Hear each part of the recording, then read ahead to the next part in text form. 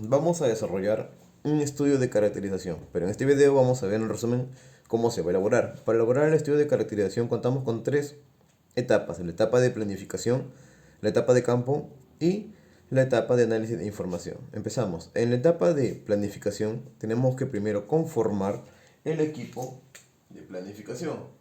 La conformación del equipo de planificación es necesario unir e identificar las áreas que van a estar inmersas dentro del estudio, ya sea brindando los permisos, brindando información que se requieren para analizar y elaborar el estudio de caracterización. Luego se conforma el equipo de campo. El equipo de campo está integrado ya por los integrantes que van a desarrollar en la recolección de residuos, van a hacer toda la parte ya técnica y la parte operativa del estudio de caracterización.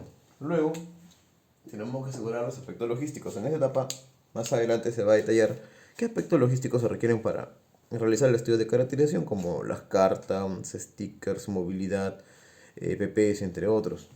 Luego tenemos la identificación de muestras por fuente de generación. La identificación por muestras por fuente de generación es una etapa bien analítica y nos requiere bastante información, datos, para poder realizar un buen análisis y tener un buen estudio. Dentro de esa etapa vamos a analizar cuántas muestras tenemos de generadores de residuos domiciliarios, especiales, no domiciliarios, que también tiene su división en restaurantes, colegios, residuos de áreas verdes, de poda, entre otros. Esa parte es la parte que tenemos que trabajarlo bien para tener un resultado dentro del estudio de caracterización real que refleje datos concisos para poder tomar decisiones correctas al momento de diseñar ya el sistema de limpieza pública de todo un distrito.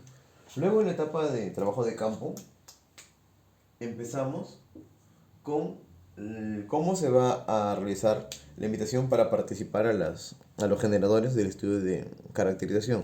Esa es una de los trabajos que tenemos que desarrollar en el trabajo de campo. Luego tenemos el procedimiento para el manejo de las muestras. Una vez que tenemos las muestras de la vivienda, los comercios, ya sea los domiciliarios, los no domiciliarios y los especiales, ¿qué vamos a hacer con esas muestras, con esas bolsas? Ya en esa etapa vamos a explicar, vamos a poder conocer cómo se trabaja ya en campo, la división de las bolsas, cómo se combinan, cómo se pesan. Luego contamos con el proceso para el análisis, procedimiento para el análisis de muestras. También en su debido momento vamos a explicar cómo se analizan esas muestras, cómo se puede obtener el volumen, cómo se obtienen los pesos, cómo se toma la muestra para la humedad y todos los procedimientos que se realizan en campo. Finalmente, en la etapa de el análisis de la información, en esta etapa vamos a obtener ya la estimación de la generación per cápita de residuos sólidos domiciliarios.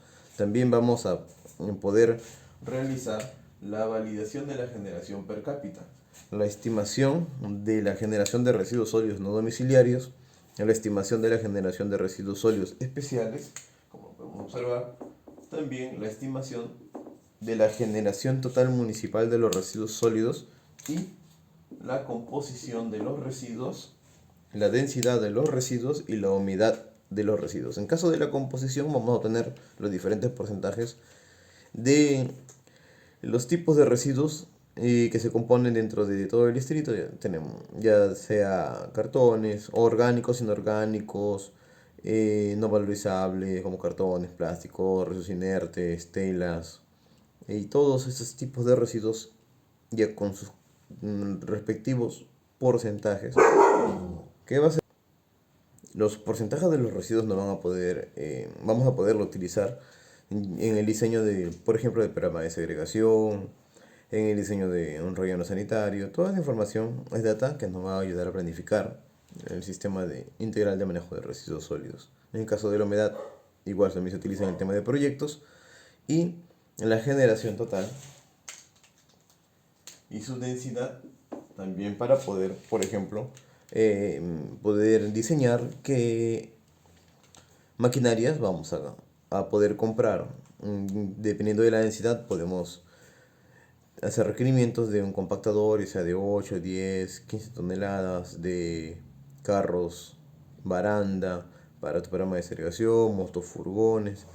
Todas esas decisiones las vamos a tener de manera correcta luego de obtener los resultados del estudio de caracterización. Y esas son las tres etapas para poder desarrollar el estudio de caracterización.